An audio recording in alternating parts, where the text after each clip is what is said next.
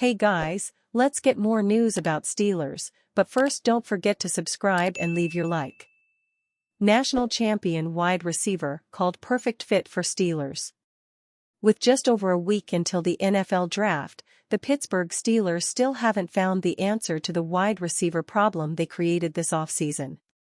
That could indicate the team is planning on finding their answer in the draft. There are a lot of options at the position in a draft class that is loaded with wide receiver talent. One of those options that played his college ball for a powerhouse program recently received some support as a fit for Pittsburgh. The PFF Pitt Steelers Twitter account shared a post on April 15 calling former Michigan wide receiver Roman Wilson a perfect fit for the Steelers on day 2 of the draft. The Steelers have shown plenty of interest in Wilson throughout the pre-draft process. The team got a look at him at the Senior Bowl. They attended Michigan's Pro Day, and Wilson was also brought in for a pre-draft visit. Those last two are strong indicators that the Steelers are really considering him as an option for the draft, and it seems they've had that interest in him for a while. Head coach Mike Tomlin had a strong opinion of Wilson at the Senior Bowl. According to NFL Network's Daniel Jeremiah, Tomlin told Toledo corner Quinyon Mitchell that Wilson was the best receiver at the Senior Bowl. During an appearance on the April 15 episode of the Bootleg Football podcast, Jeremiah said, to the point where Mike Tomlin challenged him after the first day and said, "Hey, Roman Wilson is the best receiver in your group through the first day. Every time he steps to the line, you should be at the front of the line going against him." It's obvious the Steelers have some interest in him as their potential answer at WR2, but he is a bit of a risky prospect for teams looking to draft him. Right now, the Steelers have a wide receiver problem. The only receiver on their roster right now that had reached 250 yards last season is George Pickens. That leaves them badly needing to find a WR2 if their improvements at quarterback are going to make a difference for their offense in 2024. However, they probably aren't going to address that need in the first round. They also have needs at center and offensive tackle, and they are expected to take one of those first. The betting odds for them to take an offensive lineman continue to go up, and DraftKings Sportsbook currently has that outcome as a huge favorite at -330. If they do end up taking a lineman in round 1 and they don't address their receiver need before the draft, they'll have to find somebody that can fill the role in round 2 or 3. Wilson is an interesting option if they try to get their receiver in round 2. His production profile isn't the most impressive. Wilson's best season in college came this past season when he made 48 catches for 789 yards and 12 touchdowns. However, that may have more to do with the offense he was in than a talent issue. Michigan ran the ball 37.5 times per game in 2023 and more than 40 times per game in 2022. That isn't the only problem with him as a prospect, though. He's also old for a player entering the draft. He'll be 23 at the start of the 2024 season and had a 13th percentile breakout age in college. There were some positives for him, though. He showed off impressive speed at the combine, running the 40-yard dash in 4.39 seconds.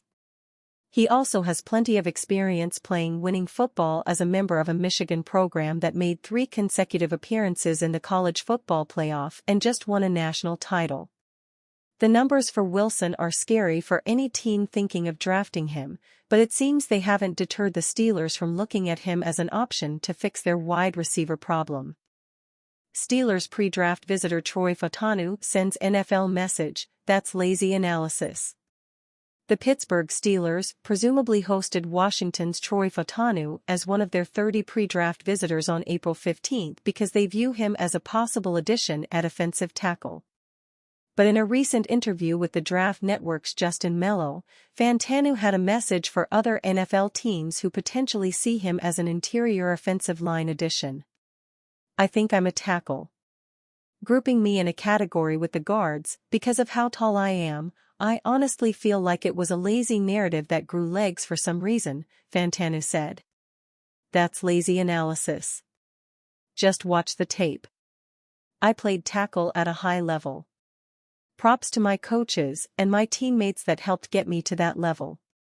I truly feel like I played the tackle position at a legitimately high level. We made it to the biggest game in college football.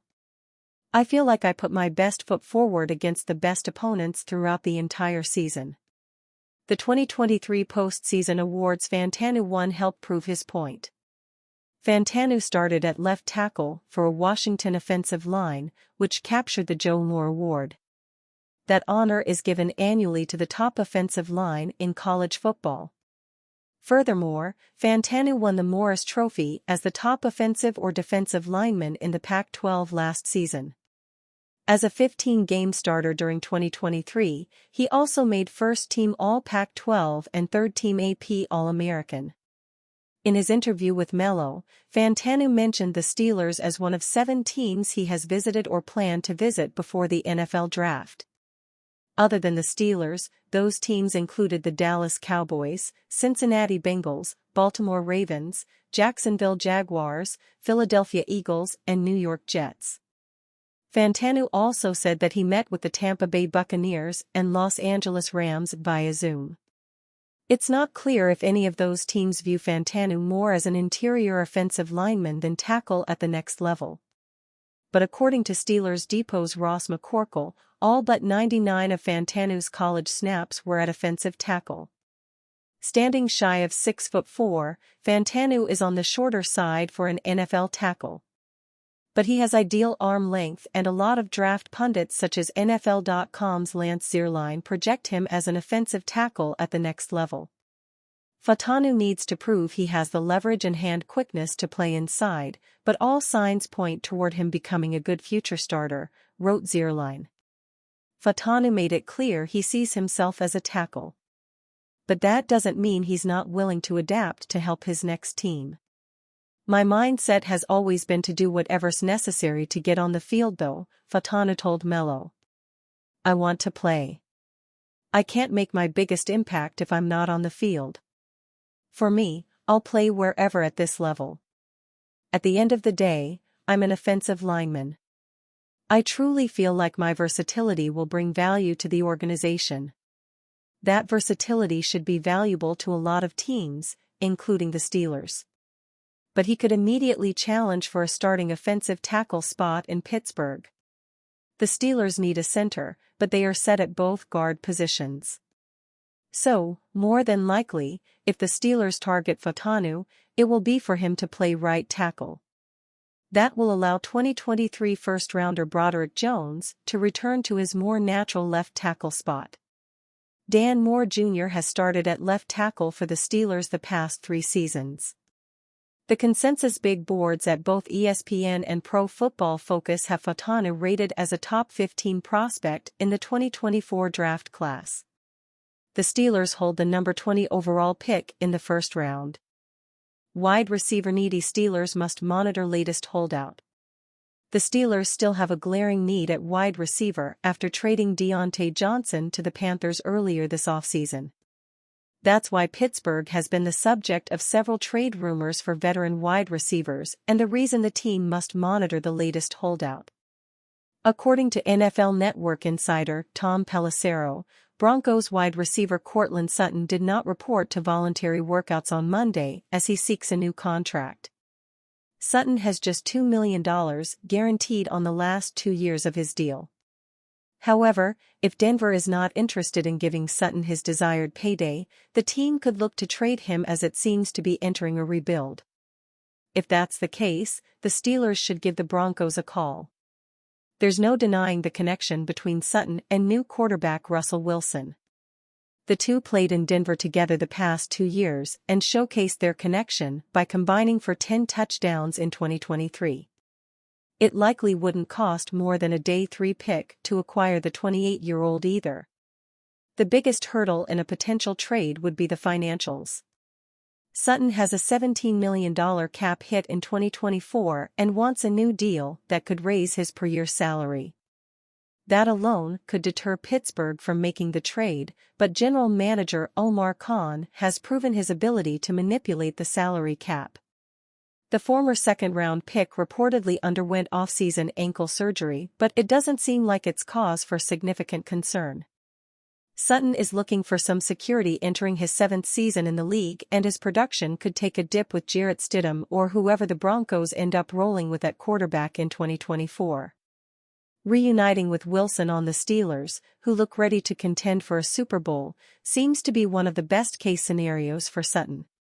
The ball is in Denver's hands for now. And you, fan, what do you think of the situation of Courtland Sutton? Leave your opinion in the comments.